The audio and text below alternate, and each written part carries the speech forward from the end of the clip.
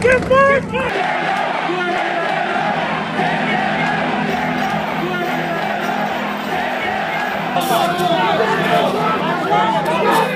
va faire 3 jours que le peuple irlandais se soulève et va manifester, va protester contre la politique migratoire qu'elle est en train de subir. Mais hier soir, c'est parti beaucoup plus loin.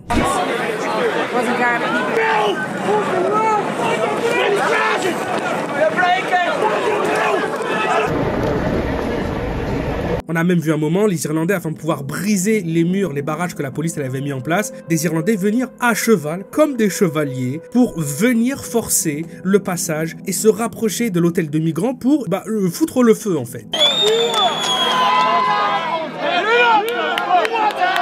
Et quand je dis foutre le feu, c'est pas à demi-mot, hein, c'est véritable, puisque sur les 2 dernières années, les Irlandais ont déjà cramé environ une trentaine d'hôtels ou de maisons qui ont été payées par le gouvernement afin d'héberger des migrants illégaux. Et 30, c'est le chiffre officiel, mais sûrement beaucoup plus. C'est très difficile d'avoir ce genre de chiffre. De toute façon, le gouvernement ne veut jamais communiquer des choses comme ça. Mais alors, là, hier, ça a été pour quelque chose de très particulier. Il se trouve que en moins d'une semaine, il y a eu 2 événements qui les ont rendus complètement dingues. Le premier, on a un réfugié ukrainien qui a donc fui la guerre Ukraine-Russie, qui a débarqué en Irlande. Il a débarqué dimanche soir, et 2 jours après, dans un centre pour réfugiés, il s'est fait tuer par un autre réfugié, lui, venu de Somalie. 17-year-old Vadim Davydenko arrived in Ireland last Sunday. On Wednesday, he was killed. Alors, il n'y a aucun nom à communiquer, aucun visage à communiquer, tout simplement parce que le Somalien en question a expliqué que malgré le fait qu'il n'avait pas de papier, il était mineur, il avait 17 ans. C'est une méthode qui est souvent utilisée par les migrants illégaux qui n'ont pas de papier, parce que le chiffre 17 ans peut convenir même à des personnes qui sont évidemment adultes jusqu'à 26, 27, 28 ans. Et parfois, on voit des personnes, on a carrément l'impression qu'ils sont dans leur quarantaine, mais ils vont indiquer qu'ils ont 17 ans. Mais le fait d'indiquer que tu as 17 ans, premièrement, tu vas pas en prison. Et puis deuxièmement, quand tu es mineur, on peut pas forcer l'expulsion. Même si, comme on va le voir de toute façon, l'expulsion, ça n'existe pas là-bas non plus comme chez nous. Mais il y a un autre truc qui s'est déroulé aussi là, avant-hier. Il y a un autre migrant illégal, vraiment juste à côté, qui dans une gare aurait une fille de 10 ans. Man in his 20s was charged in relation to the alleged 10-year-old girl. According to reports, the suspect arrived in Ireland 6 years ago, failed an application for international protection in 2024 and has been the subject of a deportation order since March of this year. Et les citoyens irlandais sont vraiment devenus dingues en apprenant des choses que le gouvernement et la justice leur cachaient. Il a fallu que ce soit des médias indépendants qui mettent le dossier à jour. Alors l'origine du migrant, on la connaît pas exactement. On sait juste qu'il ne parle pas un mot anglais, qu'il est là depuis 6 ans et qu'il avait besoin d'un traducteur arabe pour pouvoir discuter avec la cour de justice. Mais là où c'est le pire, c'est qu'à plusieurs reprises, sa demande a été refusée, c'est-à-dire que sa demande de rester sur le territoire, elle était obsolète, et ça fait déjà plus d'1 an et demi qu'il a une obligation de quitter le territoire, parce qu'il a des charges criminelles, parce que le pays a dit que non, il le prendrait pas de papier, mec bizarre, mec dangereux, et pourtant, malgré le fait que ça fasse plus d'1 an qu'il est censé quitter le territoire, la police, enfin, je veux dire, normalement, ils sont obligés de le jeter, eh bien, il était encore entièrement aux frais du contribuable. Il avait donc sa chambre d'hôtel qui était payée, sa nourriture, ses factures, tous ses besoins médicaux, tous ses besoins au niveau de la cour de justice, eh bien, c'est les impôts des citoyens irlandais qui payent tout ça pour lui. Et malgré tout, il est toujours là, et en plus, il continue à commettre des crimes. Du coup, les Irlandais sont tous rendus là où il séjourne, un hôtel d'asile pour migrants, pour lui faire sa fête, et par la même occasion, pour faire la fête à toutes les personnes à l'intérieur. Il y a un truc qui est assez nouveau qu'on n'avait encore jamais vu, surtout dans ce pays, c'est les forces de l'ordre qui décident aussi, eh bien, de s'en prendre aux journalistes, pour qu'il n'y ait pas d'image, pour qu'il n'y ait pas d'interview, et on a eu beaucoup de journalistes qui se sont fait péter leurs caméras, qui se sont fait gazer, tout simplement. Mais des manifestations et des gros coups de gueule comme ça de la part de la population anti-migration, c'est quasiment toutes les semaines maintenant en Irlande. Et ça depuis les 2 dernières années.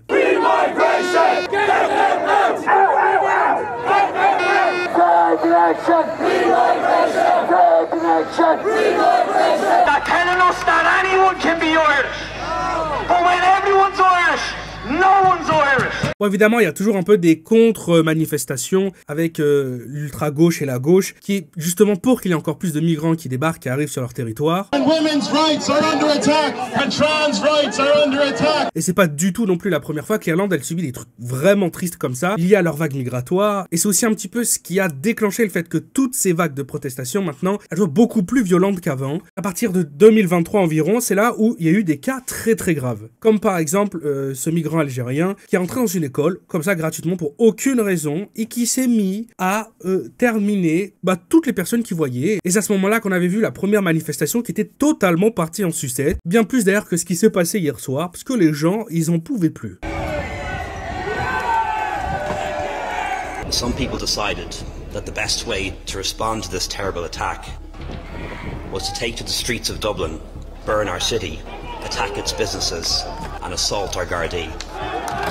Et là où il y a un plot twist de malade que tu ne connais probablement pas, c'est que l'Irlande était le premier pays d'Europe à être heureux et à ouvrir ses frontières pour avoir un maximum de personnes, d'étrangers venus d'ailleurs, il y a à peine 3 ans de ça. Pour commencer, il y a déjà une dizaine d'années, l'Irlande elle faisait face à un problème, c'est que les personnes ne voulaient pas prendre des jobs, on va dire sous-qualifiés. Voilà, les trucs de manutention, les trucs dans la maçonnerie. Mais par-dessus ça, il y a aussi beaucoup de personnes qui partaient à l'étranger pour ne jamais revenir en fait. Ils préféraient bosser dans des startups aux États-Unis, au Canada, peu importe. Du coup, le pays, il avait besoin, de main-d'œuvre. Et pour régler son problème de main-d'œuvre, qu'est-ce qu'il a fait? Il a ouvert ses frontières pour avoir de plus en plus de mains, de plus en plus de bras pour venir bosser sur le pays. Et les habitants, les citoyens irlandais, ils étaient super refaits. Ils étaient trop contents. We would really like the government to take action on bringing far more than 4,000. We can take more than 4,000. Si on en vient ne serait-ce que 8 ans derrière, sur les sondages par exemple de quel est votre ressenti, votre sympathie envers les réfugiés et les migrants syriens, l'Irlande, il y avait 88% de la population qui était satisfaite et qui était contente, et même ne serait-ce que 3 ans derrière, en 2022, quand on demandait au peuple irlandais, est-ce que d'après vous il y a une crise migratoire, est-ce que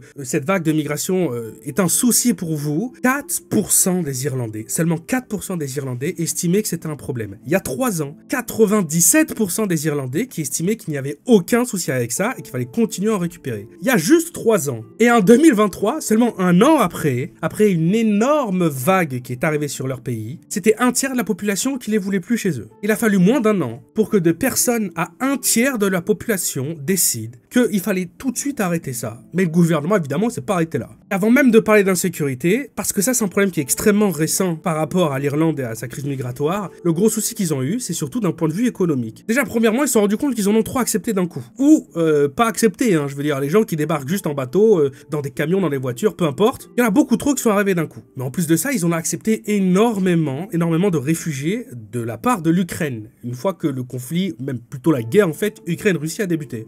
Du coup, ils se sont retrouvés avec toutes les grandes villes d'Irlande saturées comme jamais. Il n'y avait plus un lit de disponible. C'est-à-dire qu'ils sont arrivés au stade où ils ont même démilitarisé et transformé des camps militaires et des bases militaires comme centres réfugiés pour migrants. Il y a même des endroits comme celui qu'on a vu au début de cette vidéo où les citoyens n'en peuvent plus et ils sont allés chercher le gars là qui a fait ça dans une gare à une petite fille. Ça, c'est pas simplement un hôtel maintenant, un asile pour migrants. C'était un énorme complexe à la base. Et le pays, il a dépensé 150 millions d'euros de l'argent du contribuable, des citoyens irlandais qui payent leurs impôts, qui payent leurs taxes. Le gouvernement a lâché 150 millions d'euros, ne serait-ce que pouvoir transformer cet énorme complexe en centre pour migrants, pour les garder en fait à vie tout simplement, parce que c'est pas simplement une base cyclique, c'est quelque chose qui se répète encore maintenant depuis 2 ans. Le gouvernement va acheter des énormes bâtiments et il va y foutre dedans des migrants et ils bougeront pas, ils resteront là. Mais là où je vous dis que ça a surtout beaucoup tapé l'économie, c'est que premièrement, le souci qu'ils ont avec toutes ces personnes qui viennent de l'étranger, elles bossent pas, elles veulent pas bosser, elles sont pas trop intéressées à apprendre l'anglais non plus. Mais ils se sont aussi rendus compte que c'était une population qui ne consommait pas les mêmes produits, la même chose, que le citoyen normal en Irlande. We were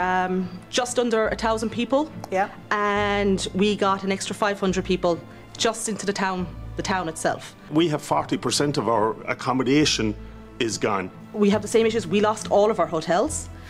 Tourism was our bread and butter. Our town is affected, our businesses are affected. Et je vais dire une phrase qui est peut-être un peu bizarre, mais il y a une crise en Irlande de fermeture de bars. Parce que tout ce flux migratoire qui vient de l'autre bout du monde ne consomme pas d'alcool. Les boucheries aussi, les supermarchés, les commerces dans la nourriture, ils ont énormément de mal à pouvoir fonctionner correctement comme avant parce que, encore une fois, ces migrants-là ne veulent pas manger les viandes qui sont présentes en Irlande. Et ce qui a été le dernier coup de massue pour le peuple, ça a été quand le pays a décidé qu'il n'y avait plus du tout de place dans les grandes villes. Du coup, maintenant, les migrants, ils allaient tout simplement les dispatcher dans les villages. Et là où c'est ouf, c'est que les villages, en l'espace d'une seule nuit, ils se retrouvent minoritaires. C'est-à-dire qu'on a des villages de 150, 200, 300 personnes qui, en une seule nuit, se retrouvent avec simplement 200 Irlandais et 400 migrants subsahariens.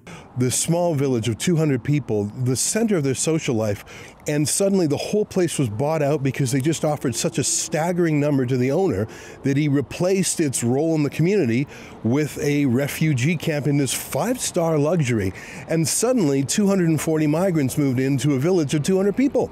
The Irish immediately became a minority in their own town. Des migrants qui maintenant, pour ceux qui décident de se mettre à la vie active, qui décident de prendre part en fait au fonctionnement et à l'économie du village, changent complètement la face du village. Veulent changer les règles du village, les lois du village, les coutumes, la culture du village. Oui, effectivement, il y a un mot pour ça, qui était une théorie interdite à prononcer, qui est d'ailleurs toujours interdit sur YouTube de prononcer. Si là je vous le dis en vidéo, la vidéo va se faire péter. Et c'est à ce moment-là que le peuple irlandais, ils ont commencé à les cramer. Et là on a une trentaine de bâtiments ou d'adresses liées à l'immigration. Ils ont été les cramer, ces adresses. Et parfois même à tort, hein. Il y a des gens qui se sont fait cramer leur maison pour rien. Ils avaient rien à voir avec tout ça. On a aussi des opérations choc où des Irlandais, des gros bras, ils vont se rendre directement pour les jeter de force, sans même simplement cramer le bâtiment. Ils rentrent, et puis en mode Terminator, ils les balancent par la porte, ils les balancent par la fenêtre. Et on en arrive à la situation d'aujourd'hui. Le peuple irlandais qui s'extrémise énormément, il faut être totalement honnête. On a une bonne partie aussi de ce peuple irlandais qui encore maintenant, malgré tout, fait l'effort à chaque fois d'expliquer pendant les manifestations, pendant les interviews qu'ils ne sont pas racistes, que tout ça, c'est uniquement pour leur sécurité, pour la sécurité de leur culture. Je vais être franc avec vous, moi qui ai beaucoup regardé sur les réseaux sociaux, moi qui ai beaucoup regardé les vidéos, il y en a une sacrée partie aussi qui devient vraiment extrémiste, mais de façon très dangereuse. Il faut aussi comprendre que le pays actuellement, il a besoin de 250 000 nouveaux logements. Et je parle pas de logements qui existent déjà et qu'il faut occuper, le pays a besoin de construire pour 250 000 familles. Le chiffre de Irlandais SDF n'a jamais été aussi haut, et malgré tout, le pays continue à accepter et recevoir de plus en plus de migrants. Et ça, c'est ce que la population ne comprend pas. La population ne comprend tout simplement pas. Bon, sinon, abonne-toi à la chaîne, on est presque 1 million quand même, c'est une singerie, hein, faut le dire, on est presque 1 million sur la chaîne. Donc abonne-toi, on va essayer de sprinter ça, puis on se retrouve demain pour une autre vidéo, peut-être tout à l'heure.